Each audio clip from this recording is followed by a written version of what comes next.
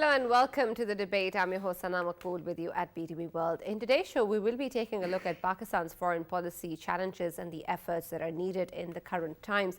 Of course, there's a lot that has been spoken about regarding the foreign policy of Pakistan, especially since the ouster of the former Prime Minister. The word regime change and US-led conspiracy have gotten very popular in the whole discourse. But we also, of course, understand that there is a much larger stake that is involved in terms of the foreign policy of the country and the balancing act that is required from Pakistan. It has been for a while now.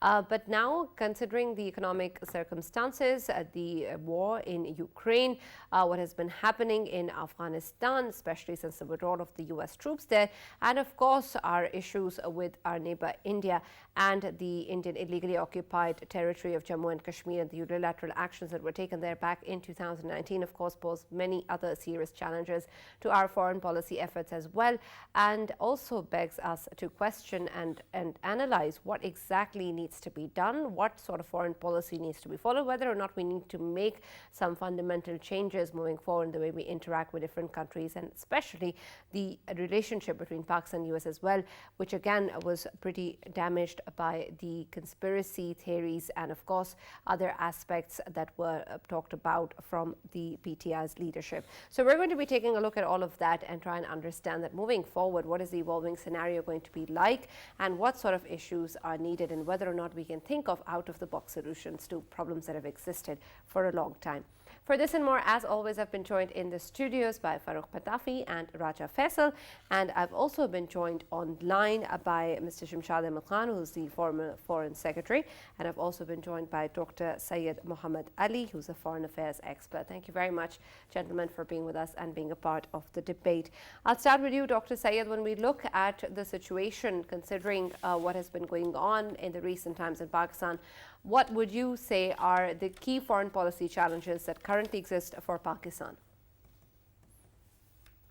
Well, I mean, the first one is perhaps economics, and tied to the economics is the political instability. I think there's been a lot of damage done in the recent past to relations, particularly with the West, and there's been a certain narrative, an ambitious narrative put forth, and some of that narrative did have merit in terms of trying to address things like Islamophobia in the West, and Pakistan trying to take a lead on sort of some of these lingering issues. However, Pakistan's position to do that was in itself it was a contested position. And Pakistan, doesn't come across, if you look at it objectively, as having. I mean, it's not to say that the West has a very sparkling record when it comes to championing human rights, and they, of course, also have a lopsided approach to these issues. But but given sort of the human rights infringements, that the lingering human rights infringements within Pakistan, trying to be the stalwart for addressing Islamophobia while it has simultaneously been contending with intolerance within the country. So, I mean, that's at the more ideological level, but I mean, even in terms of realpolitik, Pakistan has been in a tough spot. I mean, if you look at sort of the unfolding situation in Afghanistan and how Pakistan has chosen to, to address the Afghan challenge going forward, it hasn't won many sympathizers, and it's been a precarious situation for Pakistan, and we don't have many allies who are on the same page as us, while and there are possibilities, where there are insecurities that are not only insecurities for Pakistan, but for many of the neighboring countries. But we haven't been able to sort of form a coalition, if you will, even with our neighboring states. I mean, forget the US and that sort of, turbulent history over the past 2 decades. So Pakistan has had a challenge sort of managing the outfall of instability in Afghanistan. It has those economic challenges. It's still trying to balance, its relationship with China and trying to salvage its relationship with the US, which also continues to have a rather myopic approach towards, towards moving forward with Pakistan. And, Right. and so these are the lingering challenges that we Right, have. absolutely. I'll go to Mr. Shamshad now and talk about what has been spoken about with reference to the foreign policy issues that we have, is that Pakistan needs an independent foreign policy. And this is something that has also been talked about a lot in the recent months, considering the political scenario of the country. I want to understand what exactly does this term entail, and whether or not Pakistan has had an independent foreign policy in the past, and how do we differentiate that from having diplomatic relations with all the countries? Well, in the first instance, let me point out that I do not even know who is my interlocutor, because I don't see you on my uh, screen. There is some problem with technology on my part, maybe. But in any case, I can hear you loud and clear, as I did hear Dr. Muhammad Ali. All Now, right. to answer your question simply and very briefly, let me recall here a quote from America's first president, George Washington, who, in his farewell address to the Congress in 1796, that is about, I think, 24, 6 years ago. And apparently he had left an advice for a country which was to be named Pakistan more than 2 centuries later. And that advice was, nations that leave themselves at the mercy of other powers do not deserve to remain sovereign states. And if they continue to seek disinterested favors from the same powers, they are bound to lose their freedom of action. So these are the dilemmas that we are facing. I don't think we have any foreign policy issues. Our problems are all internal. So as long as we do not address those internal problems, we'll have no foreign policy. Whatever we may claim, whether, see, as regards our allies, friends, we have plenty of friends. I have been a diplomat. I've served the country for decades.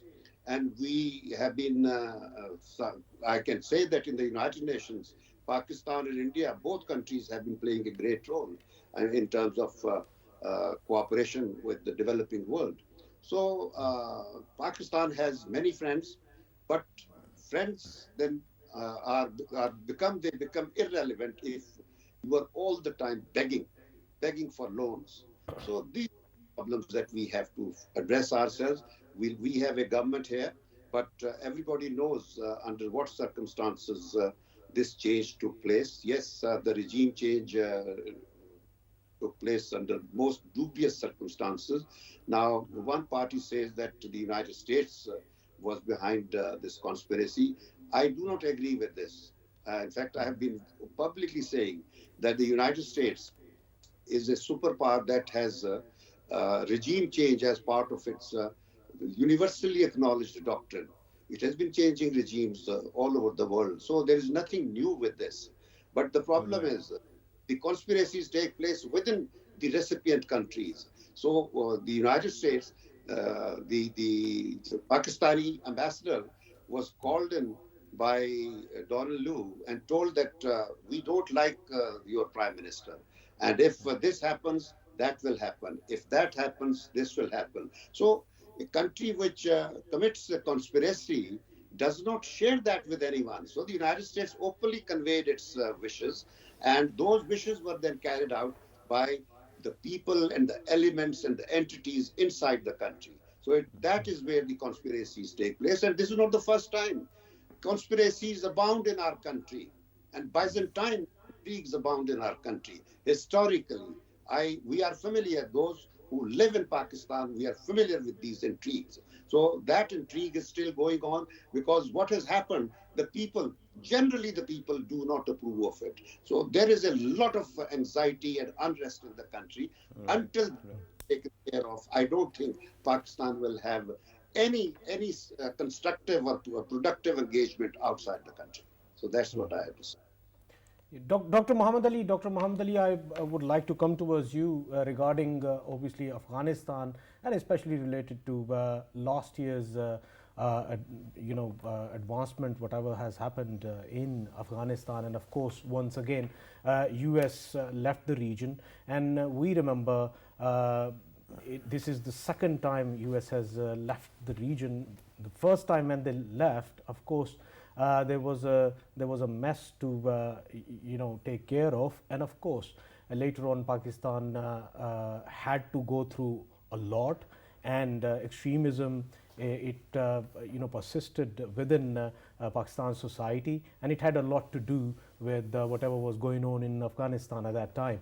I just wanted to ask, right now we are on the same crossroads. How fragile is the situation for us right now? And talking about the foreign policy or foreign policy with the US, or existing relations with the US, do you see a hope that in coming future they will get better, number one? And number two, if they do get better, will both of the countries join hands to clear the mess of Afghanistan this time around, so that nothing happens like before it took place?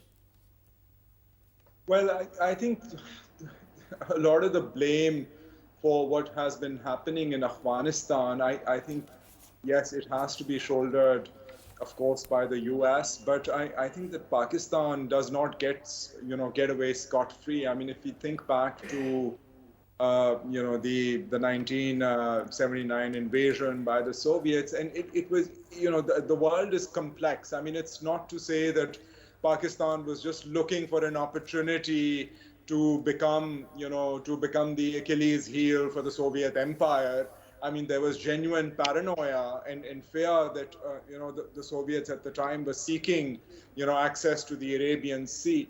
And Pakistan also then found a strategic alignment with the US. I mean, not only with the US, but ideologically, it was also supported, and financially, by the Soviets. By Saudi Arabia, to go after the Soviets, using this very sort of problematic sort of ideological framing of Islam, and sort of this sort of jihadi sentiment that kept mutating over time, right? And while that broader zeal was had many different sort of insurgent elements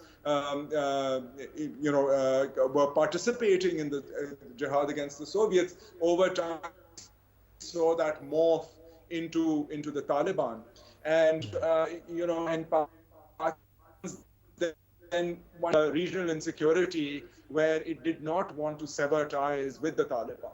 And the way in which the US tried to import this sort of barbarian model of governance in Afghanistan, how it made the Ashraf Ghani government and the Karzai government prior to it made deals with with warlords, trying to bring them into the folds of government, and obviously that was not going to form a very competent government, right? And we saw the dissipation of that government. We saw the dissipation of the National Security Force, but then also the dismay in the international community, where elements like the Haqqani group come to the fore. And one can also understand from the perspective of the Taliban, where from this fighting force now they are tasked with this Herculean task of nation building, where they are still considered an international pariah, right? Where their funding has been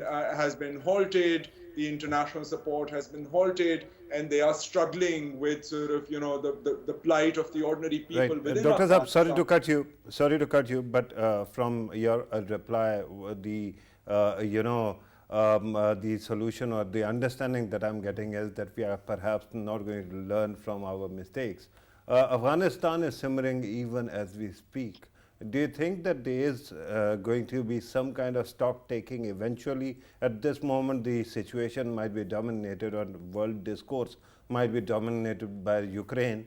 But Afghanistan is a crisis that keeps on giving. Is there a possibility that tomorrow, day after tomorrow, the West and every other country can take stock of what went wrong and how to actually fix the situation in Afghanistan? I think it's going to be quite difficult, right? Because if we look at sort of the Taliban, right? The Taliban have been fearing attrition. So I mean, while they have come into the task of governance for which they are not well capacitated, they also have this internal constraint that they don't want to, they have competitors. Now the Islamic State is posturing itself to be the real anti-imperialist force, and I mean they are talking about the Taliban having been co-opted. As a result, the Taliban are falling back on their hardcore sort of ideological stance. Yeah. They are, dominated by sort of their support within the Pashtun sort of, belt. I understand that. On But the in the other hand, end, what you are saying, sir, sorry to cut you, but in the end, you are saying that we are perhaps never going to learn what happened to Ashraf Ghani, his government, and what kind of mistakes were made in the final days. Is it not so? Very I quickly mean, said that.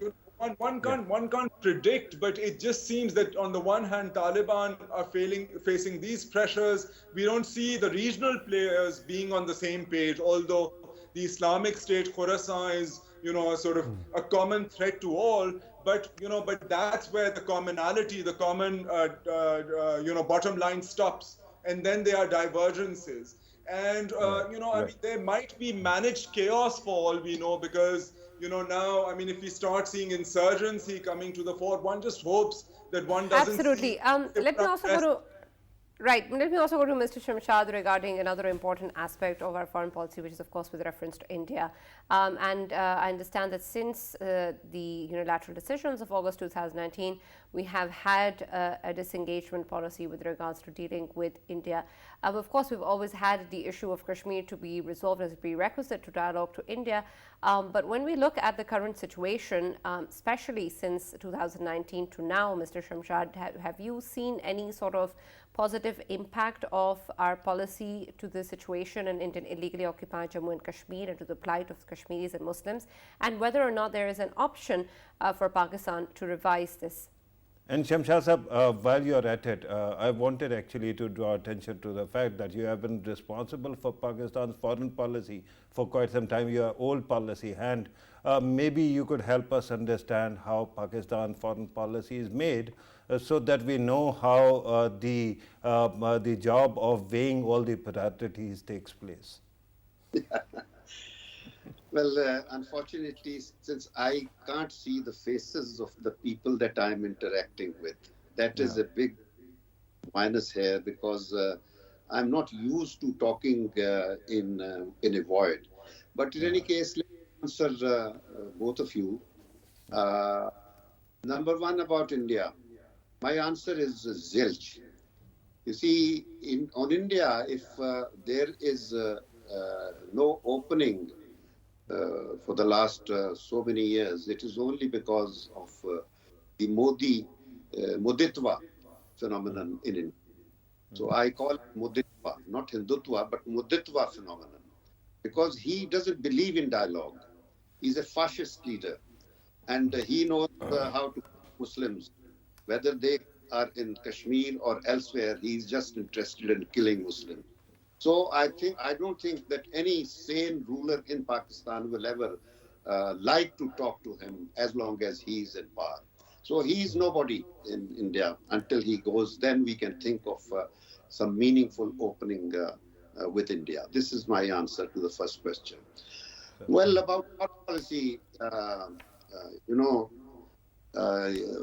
we do not make foreign policy in the first instance. The bureaucrats and civil servants, we just point out the parameters and keeping in view the principles and the norms, prevailing norms, all those things. So it is the rulers, the chief executive, and that's normal, because in every country there is a president or prime minister who takes decisions. So we try to keep them on the right path, and that is what I did during my 3 years. And whatever the quality of those contributions that I was able to make, it is for the history to make, because I do not wish to claim anything. It is the credit should go to the prime minister, then prime minister. I did help him to take decisions, like I negotiated on his behalf a peace agreement with India, the only written proper peace agreement in 50 years before then. And until now, there is no other peace agreement between India and Pakistan other than the existing, which the composite dialogue agreement that I signed in June 1997. So we did, but India-Pakistan is not the only issue that we face. In fact, you must remember that our foreign policy, there have been four major constants throughout our independent statehood. One is the perennial quest for security and survival. You know, even before independence, we were being threatened in terms of our threat to our existence. And it was a collusion between the Hindu Congress and the British that led to the tampering of the partition, that led to the truncating of the boundaries of Pakistan, that led to the privation of the resources that Pakistan deserved on partition as a recipient state. And so that led to many issues, massacres and whatnot. So that was one constant, that perennial quest for survival. And that threat to our security and survival still remains there, as I mentioned earlier, because of this Muditwa phenomenon. Second is... let me just briefly mention that since I mentioned there are four constants, let me complete this. I will not go into details. The perennial quest for survival, excessive reliance on the West, and three, troubled relationship with India, constantly troubled relationship with India, and four, Muslim solidarity issue. And so we remain steadfast in all these areas, and we have been tackling with them. And I think we have done in the last 70 years, we have kept Pakistan grappling with these issues. And not only that, but we have emerged as a major global power in terms of nuclear capability, in terms of our stature and role at the United Nations, in G77, in the developing world, in the Muslim world, and even keeping Kashmir on the UN agenda, despite efforts, consistent efforts to have the issue removed from the UN agenda. So all these things are there, and there is no problem, as I said earlier, that foreign policy is no problem for Pakistan. And I tell you that our problems are all domestic. Even our external difficulties are extension of our domestic failures. So the day we fix our domestic house, we put our house in order, we fix our economy, we put law and order, and we do not change regimes through conspiracies. And let the people decide whom they want to power. So then things will automatically settle down. But the problem is, every now and then, the whole process is scuttled. As a result, we are back to square one. This is a deja vu. Absolutely. Sir, Raja Faisal here. As you can't see us, so I'll introduce myself, sir. Co-hosting the debate program on PTV World, sir. Sir, we were talking about India, and there is another aspect. It is an emerging aspect of this region, and that is, of course, Indo-Pacific or Asia-Pacific. Very lately, they've started calling it Indo-Pacific because India has grabbed on quite a lot of importance in the region in terms of being an ally of the West against China. And of course, we are, as a country, aligned with China in terms of economy. Of course, CPAC is one of the examples we always give. And where do you see Pakistan standing in Asia Pacific? And of course, we know that India and China, they are facing each other, and China expects from India, and India has the fears as well, that whenever there is a conflict, it will be considered as a two-front conflict. Both of the countries, China and Pakistan, they would be countering India. And at the same time, India's ally is US. Of course, India is part of Quad coalition as well, alliance as well. So where do you see Pakistan standing in all that? Can Pakistan balance between the two great friends? Let's not read too much in these developments in Indo-Pacific. Let me one thing clear, that India is always one of the most isolated countries in this region. You may be surprised, but let me tell you, why do I say this? India is surrounded on one side by China, by high mountains. On the other side, it is Pakistan. And the only opening that India has through the ocean. And on the other hand, look at Pakistan. We are at the confluence of some of the most important regions and sub-regions of the world, whether it is Persian Gulf, Indian Ocean, on the other hand, border with China, Central Asia, Middle East, so all these sectors. And we have openings in every direction. So we are the hub of Eurasian boundaries. So please do not exaggerate what India is doing in Asia Pacific. India has done its best to foil our CPEC initiatives, but it will fail because it will never succeed. When China is determined to stand by its commitment under this initiative that the Chinese took. And I tell you that 2 or 3 years ago, I was invited to China and I had discussions with them. And when I had finished my discussion with them as I was leaving, my interlocutor there, who had still has a very important place in their policy making, he said, "Ambassador, 1 second." He stopped me as I was exiting the door. He said, "What if we take CPEC through the Indian occupied Kashmir?" And he was serious. So please do not exaggerate these negative aspects. Pakistan is on the right path. Unless the president will take another decision, I don't know. I can't speak on their behalf. But I say that Pakistan was on the right path. We were moving in the right direction. And our good relationship with China is never a liability in terms of our relations with China. We have in the past played great role. In 1970, we brokered peace between the United States and China. We arranged Henry Kissinger's secret visit to China. We arranged President Nixon's visit to China, and also Deng Xiaoping's visit to United States. So we brokered China's entry into the United Nations to its legitimate seat, permanent seat. And we also brokered normalizations of relations between the United States. So even at that time, there was a lot of pressure.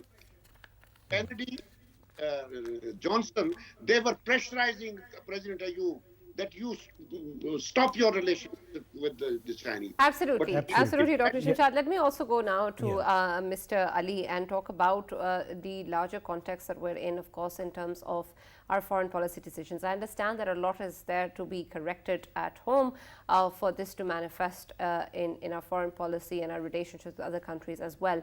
But how much can we look inwards in terms of the changes that are required at the moment, because there's so many things that are dependent on each other, so many changes that require previous changes, consensus, and a lot of other decisions that perhaps we haven't really come to in many years and decades even. So moving forward, how are we going to proceed with our diplomatic relationships with other countries, even if the political scenario at home continues to deteriorate, or there are challenges at home that people have not sat on in terms of discussing them or resolving them? Well, I think, when it comes to balancing the relationship with China and the US, there are possibilities. I think it's a different geostrategic reality now. Back in the times of détente, where Henry Kissinger, we sort of brokered his visit to China. At that time, the Soviet Union was the sort of, in the minds of the US, they wanted to sort of, decouple the antagonism and focus purely on Russia at the Soviet Union. Now, despite what's been going on with Russia and the Ukraine at the moment, certainly in the last few months, I think American policymakers are again focused on that adversarial relationship and how to manage that. But I think that for them, China is a more, is a more lingering threat, if you will. So I think the Pakistan's aspiration and the relationship with Pakistan has also gone through so much turbulence, in the past 2 decades in particular, that Pakistan, it would be, overly ambitious for Pakistan to try and play that kind of a role.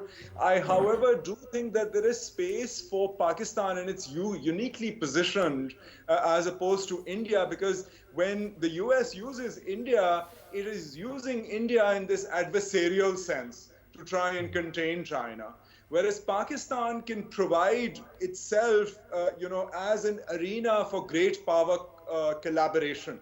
Because if you remember, when the Biden administration, came to power, it talked about a full spectrum approach of engaging with China, where they would collaborate on things like the climate, where they would compete on, on the BRI, and then they would sort of, if needed, if it came to conflict, then there would be conflict if China went in and invaded Taiwan, for instance. So Pakistan perhaps provides one of those few opportunities for pilot testing this idea of collaboration and cooperation. Now, if you look at the special economic zones, they have been created because, fine, if we don't want to take on the idea of predatory lending, because look at what 70 years of IMF and World Bank lending have gotten us, right? I mean, that has also been elite captured. That has also been top down. That has also exacerbated the external debt of Pakistan. So, but then there is still at least some semblance of transparency, the sort of opaque manner, Right. and the Dr. top-down Ali, manner I in understand what you're saying, right? But with due respect, I mean, you're based in the US, and whenever I've gone to Washington, I've seen only hawks actually dominating the policy debate. Similarly, it seems that in China also the voices which are rising take a hawkish position vis-a-vis the US. So all this is good. I mean, Pakistan could be a bridge. It was a bridge when Henry Kissinger came. But do you think that we are living in the same date today, and realities hasn't changed so much that it might be an impossible task right now to balance between the two? Yes, Pitafi sir, but that's not what I'm suggesting. I'm not saying that Pakistan needs to broker collaboration between China and the US. I'm saying that will be difficult. What I'm suggesting is that, Pakistan is a sovereign country. Now, there's nothing preventing Pakistan, and Pakistan has already signaled. I mean, our administration has repeatedly suggested that they are very open and willing to create special economic zones for the US.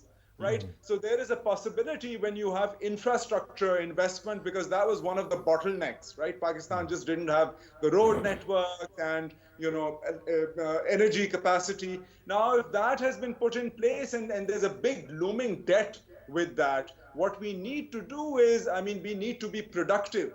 So how do we get production? We get production through foreign direct investment.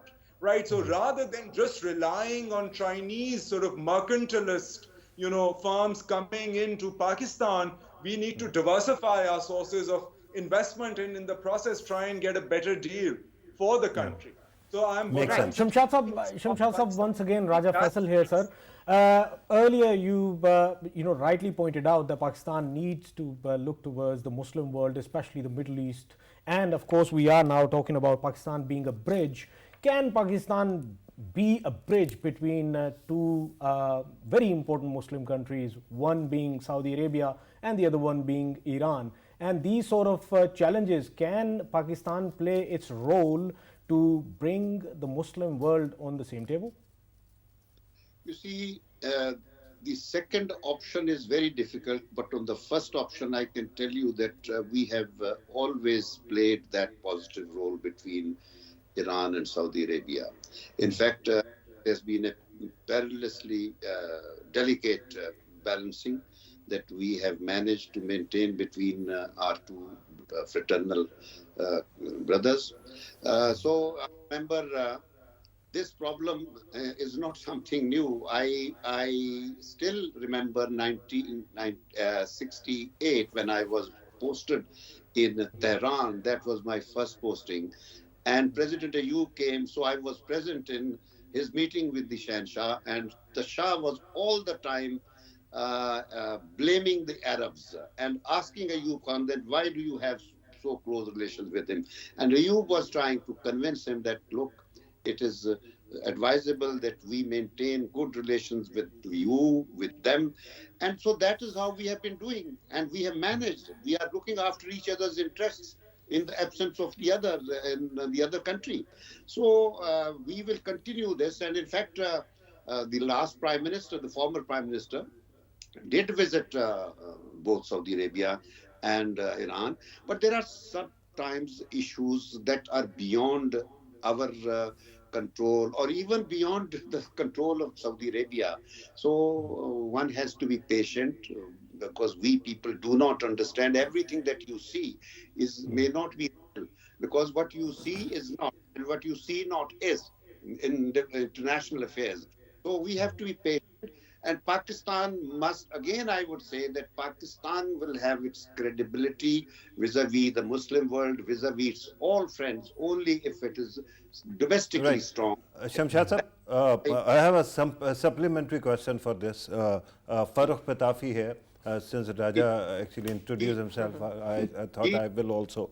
Sir, regarding this dilemma that Pakistan has been facing since Yemen war started, repeatedly, it seems that all our allies keep on insisting or implying that we should pick a side when this is not the situation with India. How can we actually balance between all the relationships that are there, which are very important? I think Iran is very important, Arab world is really important, then West and China and other such dimensions. How to balance this, sir? Well, we have been able to balance as far as the Iran-Arab equation is concerned. I don't see any problem. There are, of course, difficulties and complications, but we have managed in maintaining our relations, friendly relations with both sides. So I don't see any problem. But the larger equation is between China and the United States. That's a big challenge. And I'm sure that only through engagement we can address this equation also. Here in this latest case, the whole relationship was mishandled, because I know in 2007 I was present in New Hampshire when President Biden, at that time senator, had very openly talked about Pakistan. He understood Pakistan's importance, and he said, if ever I come to power, I will try to redress the past grievances and the mishandling that Pakistan has suffered. And then when he became vice president, he did his best, because he brought that Biden-Lugar bill, which later became Kerry-Lugar bill. And his main point was that it should not be transactional relationship anymore. It should be more a mutual relationship, and we should enter into other areas also. So I think he was always keen, but somehow ever since he became president, the powerful elements in his administration apparently had other scenarios in their focus. So they did not let him move on his Pakistani agenda. And as president, he has not moved a bit towards Pakistan in any way, even after the change of regime. I mean, these telephone calls, and these are just stunts, these are optics or nothing else. Bilaterally, nothing substantive has happened. So substantive engagement will be when the American Secretary of State comes to Pakistan and he engages here. All right, let me take my last question from Dr. Ali. With regarding the Muslim solidarity that was earlier pointed out as a major issue as well. Pakistan did come in the forefront in the campaign of Islamophobia, and it seemed that perhaps it took on a sort of a leadership role in this regard. Of course, there are many bilateral conflicts that are still there in terms of bilateral relationships between different countries, but can Pakistan have any sort of leading role in creating a consensus among the Muslim countries, especially the OIC, in terms of dealing with matters such as Islamophobia? And should Pakistan at all be doing it? Because there are moments when it seems that we might be punching above our weight. Right. I agree with Muhammad Ali. If I may point out here, Many of the Arab countries don't even recognize there is any ummah in the world. They often ridicule us when we talk of ummah. They say, what are you talking about? Where is ummah? Who is ummah? Right. And now you see that Saudi Arabia, UAE, Qatar, these countries have excellent relationship with the Israelis. So where is ummah? Right. Let's also hear Dr. Ali's opinion on this. Yes, Dr. Ali. Yeah, I mean, I'm also similarly despondent because I mean, look at the sectarianism within the country, and look at proxy war in the Muslim world. That we've seen the animosity between Iran and Saudi and the other Gulf states. I mean, they find more commonality with Israel with the Abraham Accord, which was basically postured against Iran. Right, so when we have that kind of animosity in the Muslim world, and we have, Pakistan has been a direct recipient of that, animosity. It was fueled by sort of, the jihadi sort of, the creation, funneling of the jihadi sentiment against the Soviets. We all know that history. But then subsequently, I mean, if you look at our credentials internationally, and I'm certainly not talking about the US as being the champion of democracy, I mean, given the racial issues and everything else within the US, but you look at US SURF, the United States Commission of International Religious Freedom, Saudi Arabia is there for intolerance, Pakistan is continually there for religious intolerance, right? The weaponization of blasphemy, I mean, internationally, we have a very tarnished record, to talk about religious tolerance. And of course, I mean, it's not to say that the US SURF, ranking is unbiased, because India, by all measures, should be there.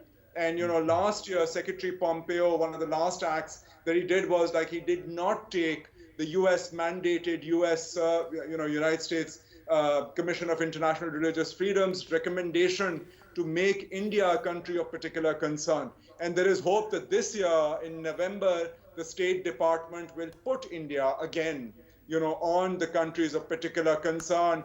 And the last time it was there was after the Gujarat riots, But India is not the only country that's there. Pakistan is there too. So I don't know how we can champion, tolerance. That's all we have time for. Thank you very much, Dr. Said Mohammad Ali and Mr. Shamshad Ahmad Khan, for joining us and being a part of the debate and sharing your views with us regarding Pakistan's foreign policy. Of course, there are many issues and challenges that still exist, but we have a long way to go, and we are on the right track in terms of dealing with each country and focusing on economic diplomacy. But of course, what is required is a lot of things at home to be corrected and reviewed as well, and we hope we can get around to that sooner rather than later. That's all from the debate. See you later.